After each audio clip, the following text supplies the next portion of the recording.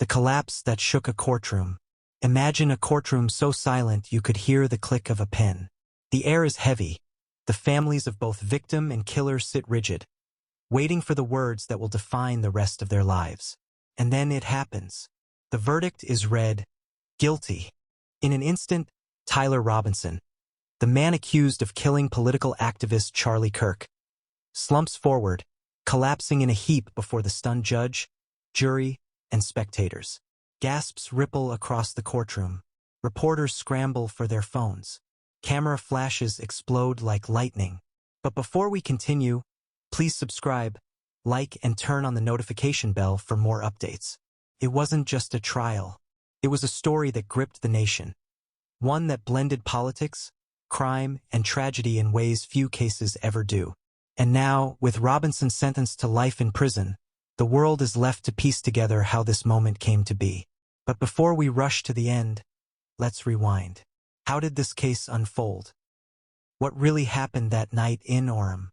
And why did it leave even hardened journalists shaken? The victim who divided a nation. Charlie Kirk was no stranger to headlines. At just 31, he was the face of a movement. Founder of Turning Point USA, he commanded stages and microphones across the country. Love him or loathe him, you knew his name. On the night of the murder, Kirk was speaking at Utah Valley University, in a packed open-air event, his words cutting through the crisp evening air. Hundreds were in attendance. Students, supporters, critics, even protesters. But as history would later record, it would be his final speech. The shocking truth? For many, Kirk represented hope. For others, he was a lightning rod of controversy. And for one man, Tyler Robinson, he became a target. But why? The night of the crime. It was supposed to be routine. Security had been tight, the event widely advertised.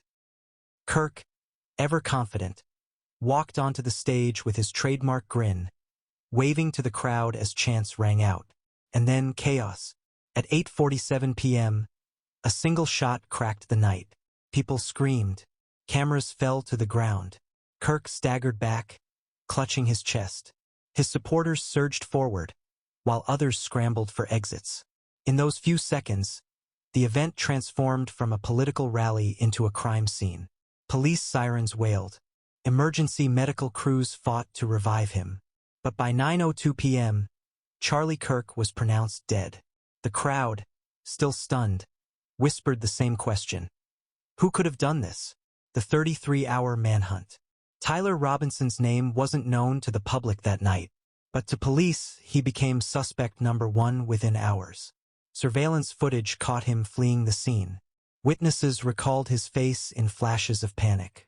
And within 33 hours, Robinson was tracked down, cornered in a small apartment on the outskirts of Orem. The arrest was messy. Neighbors described hearing Robinson screaming. Others saw police in tactical gear storming the building. And just like that, the story shifted. From a shocking murder to a chase. From a manhunt to a capture. But who was Tyler Robinson? And why target Kirk? Charlie Kirk, murderer Tyler Robinson, collapsed in court after hearing his sentence. Who was Tyler Robinson? Every crime has two sides. The victim and the perpetrator. While Charlie Kirk was a household name in political circles, Tyler Robinson was virtually unknown until that fateful night.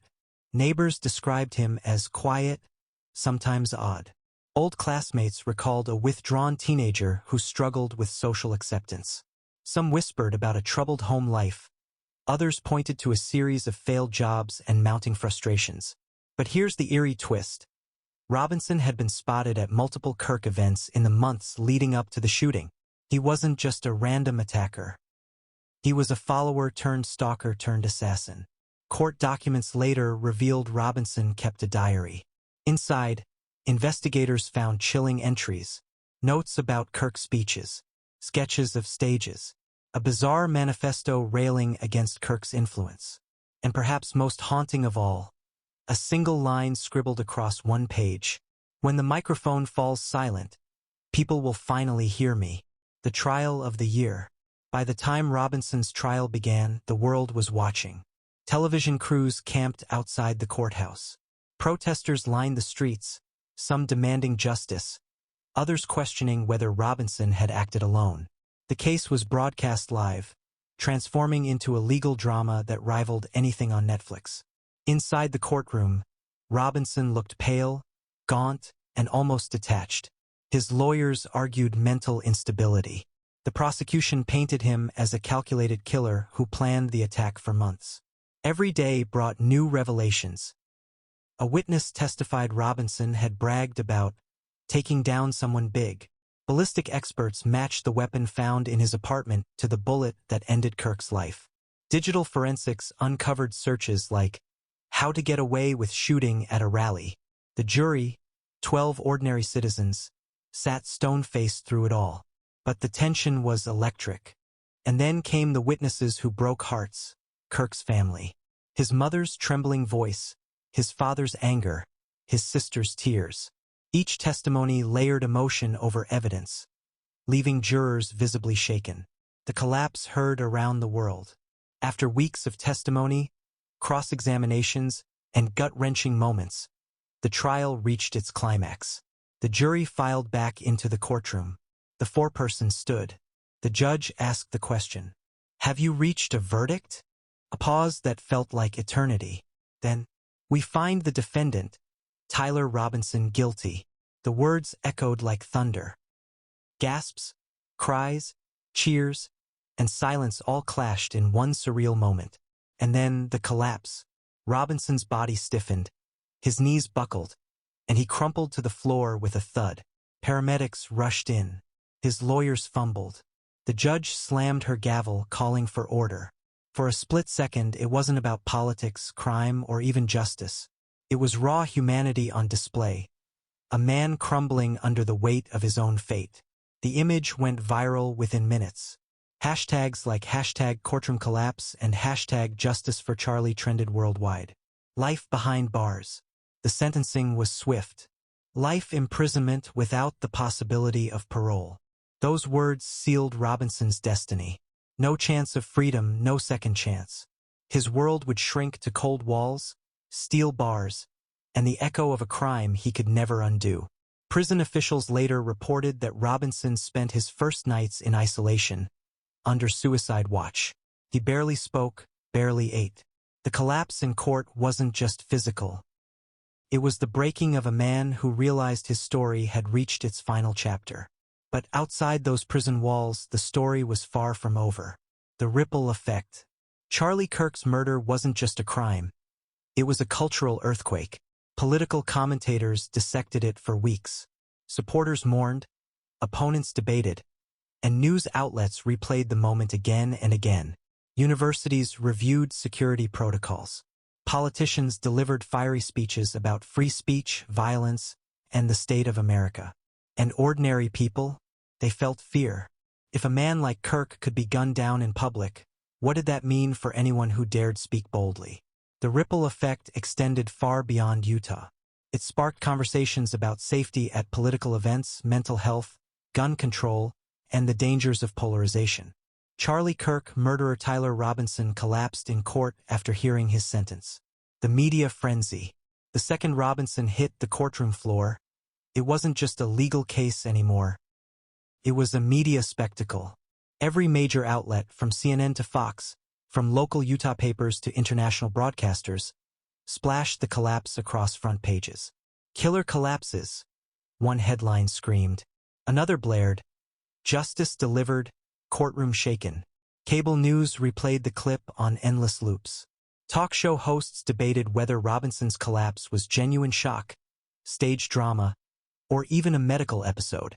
Meme creators turned screenshots into viral content within hours. And then came the conspiracy theories. On social media, hashtags like #CourtroomCollapse and #WhoShotCharlie spawned endless speculation. Was Robinson really the shooter or just a pawn in a bigger plot? Did powerful forces want Kirk silenced? Was the collapse a reaction to guilt or fear of something darker? The frenzy blurred the line between fact and fiction, leaving millions glued to their screens, desperate for the next revelation. Inside Robinson's mind. What goes through the mind of a man who pulls the trigger on a public figure? Psychologists were quick to weigh in. Robinson, they said, fit a disturbing but familiar profile. A lonely, disaffected man, consumed by resentment, drawn to extremes. In prison evaluations, Robinson was described as volatile, swinging from eerie calm to sudden outbursts. At times, he spoke of Kirk as if the activist were still alive, as though the crime hadn't actually happened. Other times, he muttered about messages and missions that only he understood. Perhaps the most unsettling detail came from a prison guard, who leaked that Robinson often repeated the phrase, "I silenced him, but no one hears me still." Was this insanity, obsession, or cold-blooded guilt clawing at his conscience? Letters from prison. Months after the sentencing, a strange development surfaced. Robinson had begun writing letters. Some were addressed to journalists, others to his own estranged family. A few even reached random strangers whose names he'd plucked from the phone book. The letters revealed fragments of a disturbed mind, rants about politics, claims that others pushed him to act. A haunting line in one, "If I hadn't done it, someone else would have." He was marked. These letters reignited public debate. Was Robinson acting alone? Or was he a pawn in a broader, hidden conflict? The legacy of Kirk's final speech. Lost in the chaos was a truth that struck many later. Kirk's last speech was never finished. Videos showed him delivering passionate words about unity, youth empowerment, and the future of free speech. And then the shot. But that unfinished speech became symbolic. Supporters replayed the footage not as a moment of tragedy, but as a rallying cry. "Carry the torch," they said. "Finish the speech he never could." Memorials sprang up at campuses nationwide. Students held vigils, lighting candles under banners that read, "We will not be silenced." In death, Kirk's voice became louder than ever. The political shockwaves. Politicians wasted no time. Some seized the tragedy to argue for tighter security at rallies. Others pushed for broader debates on gun laws. Still others framed it as a warning about the dangers of toxic polarization. What united them was this: Kirk's murder wasn't just an isolated crime. It was a mirror reflecting a nation's struggles with violence, division, and extremism. Even rival politicians admitted, "No one deserves this. Not here, not in America." Lessons from the trial. As the dust settled, ordinary people began to ask the questions that really mattered. How do we spot red flags in troubled individuals before they explode into violence? How do we secure public spaces without silencing free speech? How do we grieve and honor victims without turning them into symbols stripped of their humanity? The trial didn't just expose Robinson's crime. It exposed the cracks in society itself. And maybe that's why it hit so hard. The human side. It's easy to reduce this story to headlines, hashtags, and courtroom drama. But at its core, it's about people. A family lost a son, a brother, a friend. Supporters lost a leader. And yes, even Robinson's family lost someone. Imagine being his mother, watching your child dragged through the courts, knowing he'd never walk free again. Imagine being a juror, carrying the weight of a guilty verdict that defined another man's life forever. Tragedy doesn't just belong to the victim. It ripples outward, touching everyone. The collapse revisited. Even now, months after the sentencing, people still talk about the collapse. Some say it was karma, justice striking like a lightning bolt. Others insist it was the body's natural response to unbearable stress. But maybe the truth is simpler. In that moment, Robinson realized he could never escape what he'd done. The mask fell away, the bravado crumbled, and he was left face to face with the reality of his actions. Sometimes, collapse isn't weakness. It's the weight of truth finally crashing down. Reflections and aha moments. So what can we, the readers, take from this? Words matter. They can inspire, they can heal, but in a divided world, they can also fuel rage. Warning signs matter. Ignoring red flags in troubled individuals is a gamble society can't afford. Justice matters. The courtroom wasn't perfect, but it showed a nation that even in chaos, law and order can prevail. And perhaps the biggest aha moment, collapse isn't the end. It's a turning point. What will we do with this story?